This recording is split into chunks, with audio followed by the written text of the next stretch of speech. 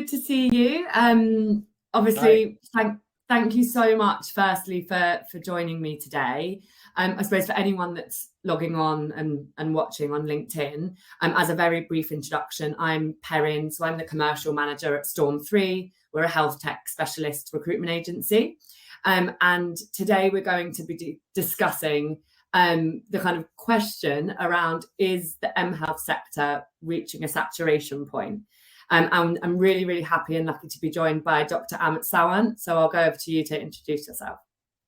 Hey, thank you, Perrin. Really appreciate to be part of this program, and very excited to be here. So my name is Amit Sawant. I'm the Chief Product and Business Officer at Somatics, which is a health tech startup in the remote patient monitoring space.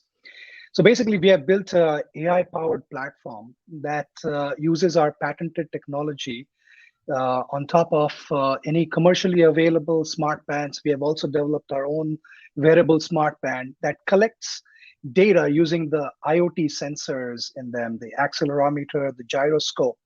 And based on the data that we collect 24/7, we do predictive analytics, AI/ML on top of that data, and provide clinical insights to healthcare providers. So currently, we are looking after the elderly population. So sort of our mission is to improve patients' lives using technology in a cost-effective manner. So I run the product and business strategy for Somatics.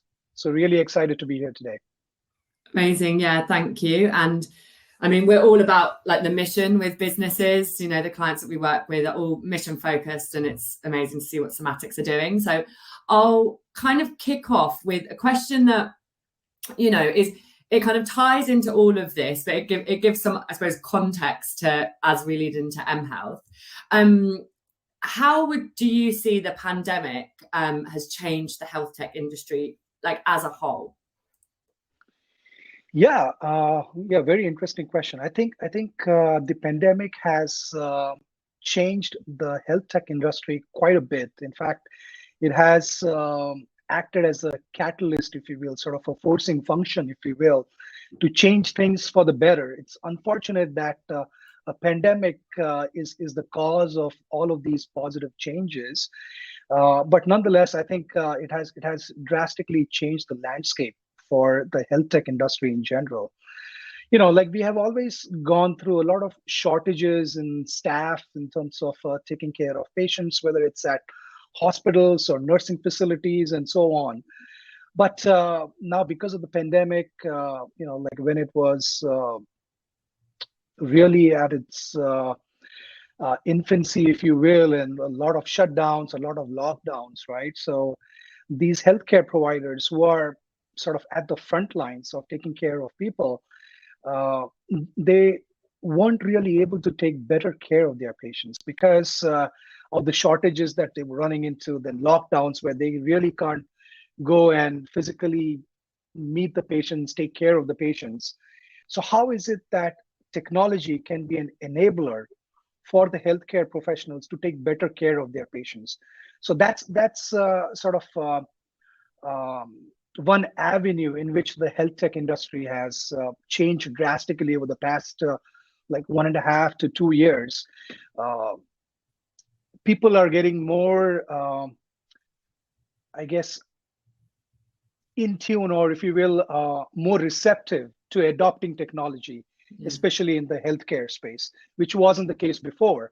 So now, and overall, that's a good sign for the health tech industry. So also a lot of venture capital money is coming into this space. If you look at the overall landscape, the overall market as such, there are a lot of big players in this space, ranging from Google, Apple, and also sort of niche players as well with their technology, because now they can truly see that the adoption, like whether it's at hospitals or nursing facilities or with insurance companies, is increasing drastically. Also, the technological advancements happening, whether it's in terms of the internet, the bandwidth of the internet, the wireless 4G, 5G technology, smartphones are really getting even better. And also the adoption of smartphones, smart devices is increasing drastically, both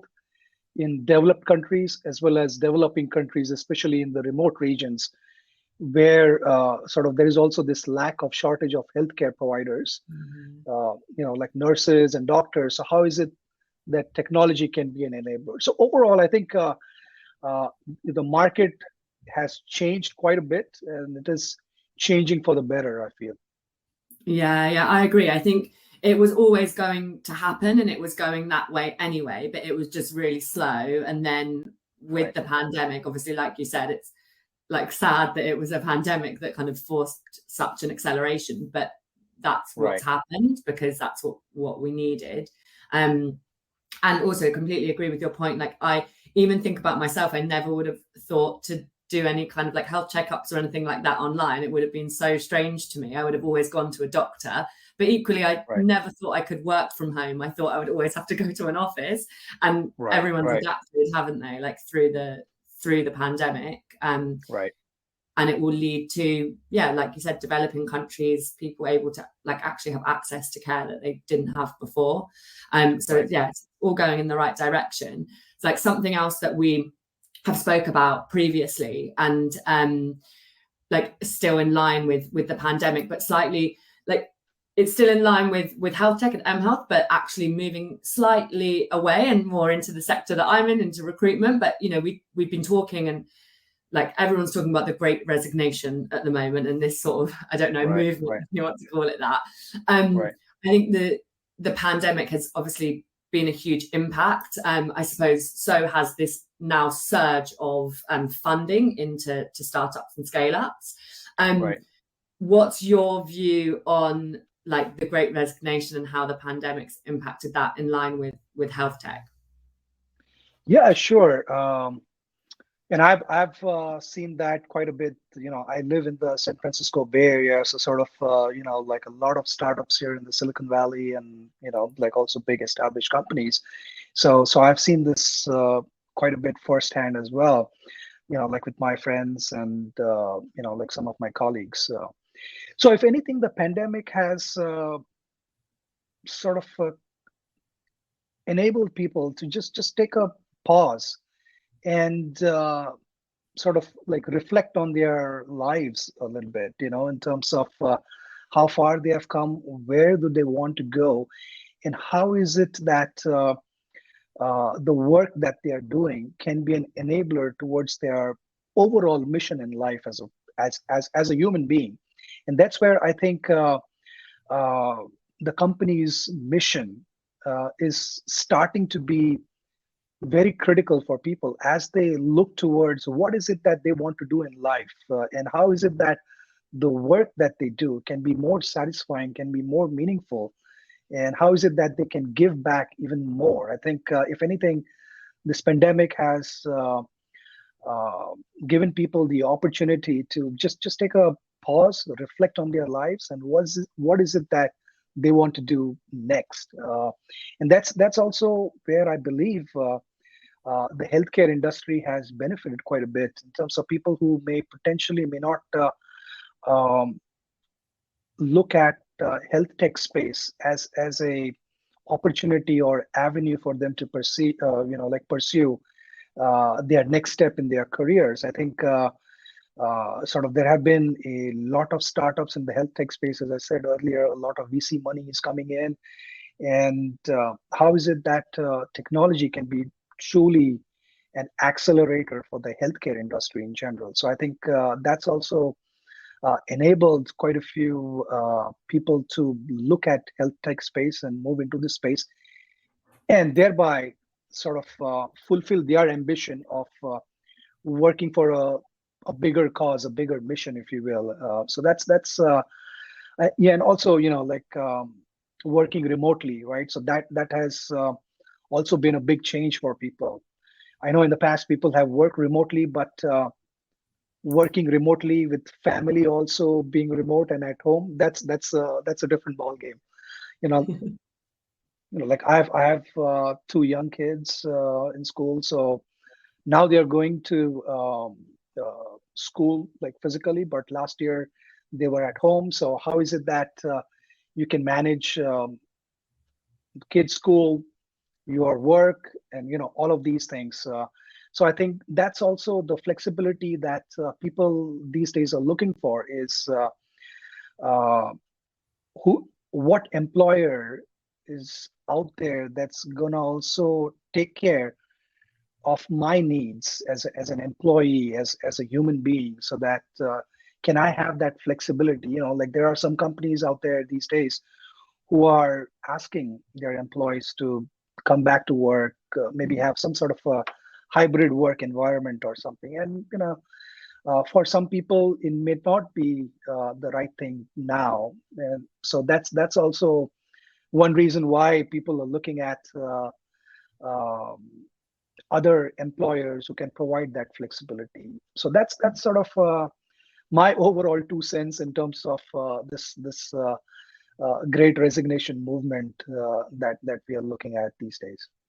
Yeah, completely. I think, like I kind of alluded to before, because we work with businesses and they're all mission driven, that is a big pull for a lot of people, and they may even drop their salaries sometimes and like things like that, because they actually want meaningful work. It's so Right. important for like our mental like well-being as well. And Absolutely. for example, like these companies, you're helping people with their health, so obviously you're going Right. to be sensitive to people's needs and their health as well, and care for them. And if that means working from home, if it means flexibility like for work-life balance, then I think Right. we see a lot of like Mhealth or health tech businesses that offer really great like benefits and sort of flexibility around work, which is obviously really good, and is a big pull factor into the sector. So Absolutely. kind of going back another step, then we spoke about the fact that the pandemic has like spurred the adoption of mobile health. It's spurred huge funding into mobile health, and it's spurring people to get jobs in mobile health. Right. Do you feel moving forward there's a danger of like companies creating an mHealth product that works right now, but without considering like the long-term impact on the industry and how sustainable that product actually is? Right. Yeah. At least my point of view on this is that I don't think we are ever going to go back to how life was before pandemic. So there is uh, things might change going forward in the next 5 to 10 years, but I don't believe that we are going to go back to the pre-pandemic days, whether it's in terms of how work gets done. I think like working remotely is there to stay. Maybe we might get into some sort of a hybrid environment, but I don't believe that we are going to be in a state where we're going to work 5 days a week going into an office. I don't think that's or at least that's my point of view, that I don't think that's going to happen. So then to your question about how will things change from a mobile health perspective, right? So I think as I said earlier, like these changes are there to stay. Um, and similarly in the health tech space as well, in the healthcare space as well, sort of uh, remote patient monitoring, sort of the area that Somatics, my company, is in. That's the adoption of that, if anything, is gonna rapidly increasing. We are seeing a rapid increase now. So I think that's going to be there for at least for the next 5 to 10 years or so. Maybe at some point it might the acceleration might slow down a bit, but we are just scratching the surface now in terms of how is it that we can use technology to provide better healthcare, have better patient outcomes, and that's where sort of the healthcare space is moving towards. Is how is it that we can um, be in a preventative state rather Yeah, than uh, sort of if something has happened, then you take care of the patients. That's a big shift that's happening right now, and that's where I think mHealth can really play a big part in, as to through remote patient monitoring before somebody reaches a critical state. Let's say whether it's in terms of some sort of a heart disease or some chronic disease. So how is it that we can monitor the person and provide alerts and notifications to their healthcare provider so that they can take better care of the patients before some catastrophe hits? And Mm. that's truly where I think mHealth can play a big part in. And we see that the adoption towards these types of technologies is increasing with the healthcare providers. I think the physicians, um the nurses, the practitioners, they are more receptive towards these types of technologies, and that's great Mm. to see. Yeah. So I suppose just with mHealth companies that are starting out and, like maybe it's kind of jumping on a bandwagon at the moment. There's so many that are coming onto the market to ensure that sustainability and that they're actually doing the best thing for customers, but also, like we were talking about before, it might be the providers, insurance companies. To stay sustainable actually is just to be preventative and ensure their product is something that's preventative rather than, oh, you're just helping after it's already got, critical or got to a bad state. Right, Um, right. yeah, I think that's a really important point, actually. Yeah, and right now this market is, like if I may add one more point. Yeah. So right now this market is very fragmented. There are a lot of companies, as you said. Um, a lot of VC money is coming in. A lot of startups are um, getting started in this bandwagon, as you said. So a lot of companies absolutely are moving in this space, and this market is very fragmented. So over a period of Mm. time, I think the uh, some sort of consolidation absolutely will happen in terms of companies getting acquired, merged, and whatnot.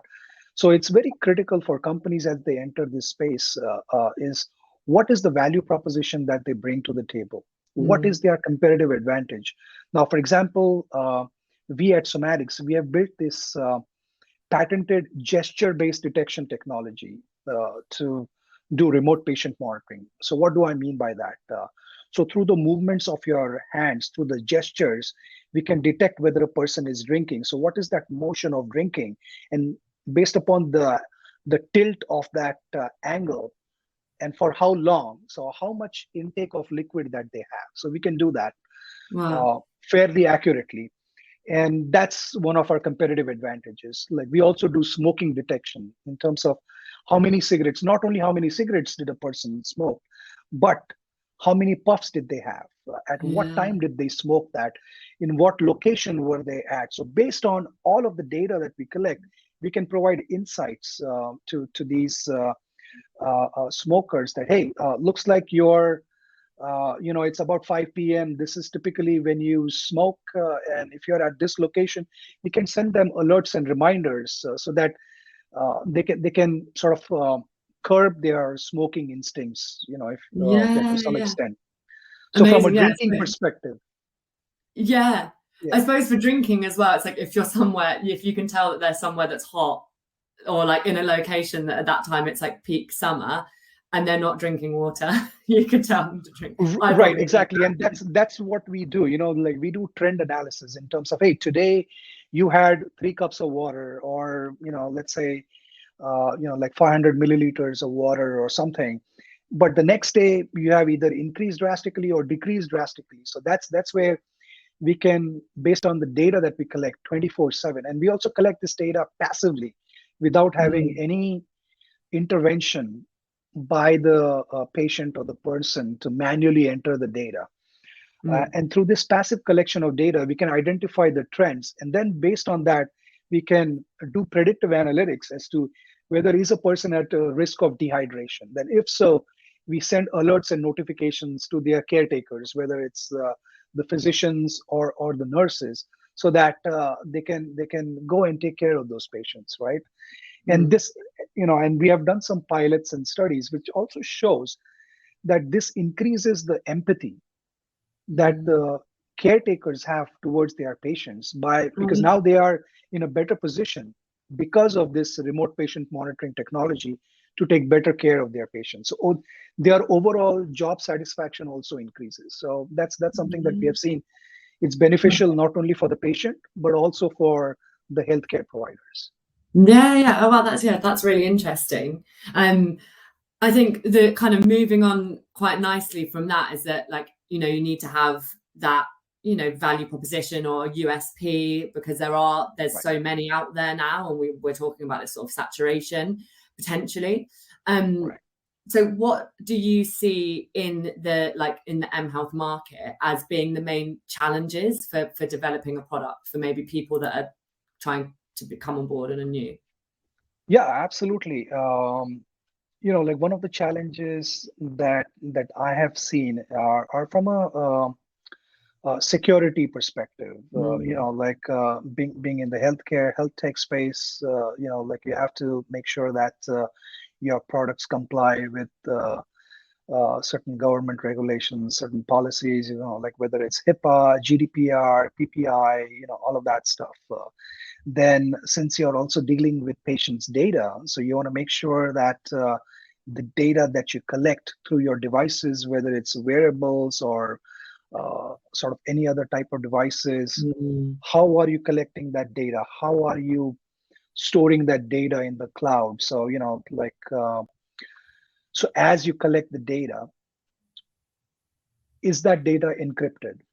Uh, mm, and then is the data that you're storing either on your device, on your platform, or in the cloud, when that data is stored there, is that data encrypted at rest as well, right? So as the data traverses from one location to the other, like you need to make sure whether does it have encryption capabilities on top of it, whether it's TLS 1.2 or whether it's AES 256-bit encryption. All of these things you need to make sure that you follow all of those policies. At times, I've seen that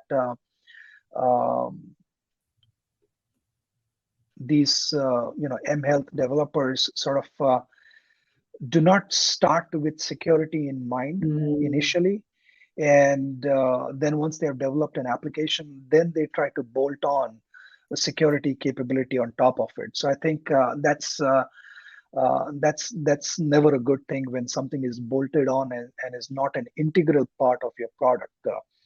And this also comes because there aren't any defined best practices, Mm, sort of certain specific standards. Like there are these regulations from a HIPAA, GDPR perspective, but if there was sort of a best practice guide or something, or some sort of standards to follow by, then you would be in a better position as you're starting with the designing and the development phase itself of your mHealth applications. mm, And if you're able to incorporate security as part of that, then you would be in a better state of developing a product that will be from beginning to end, like with a high degree of security posture.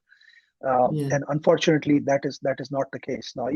Like even for us, as we uh,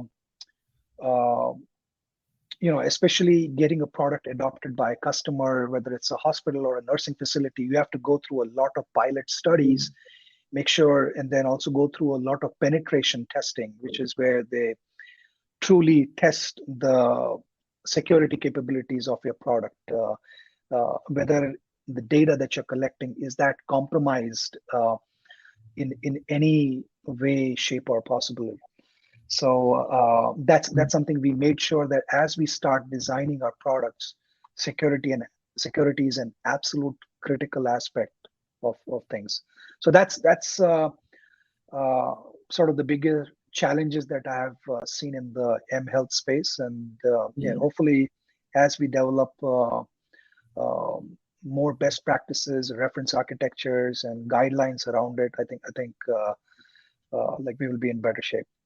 Yeah, that makes complete sense. And I think as well, like as any mHealth starts growing, so if they have the security at the core and they've thought about it right at the beginning, when they go global, you know, there's going to be different security measures and regulations with every country that they kind of expand Right. into, and then with every app that, or you know, interface that they work with. So like whether it's iOS or with Android, and everything's different, so it just becomes more complex. But if you don't have it at the beginning, it must it's a rush, like you said, to bolt it on.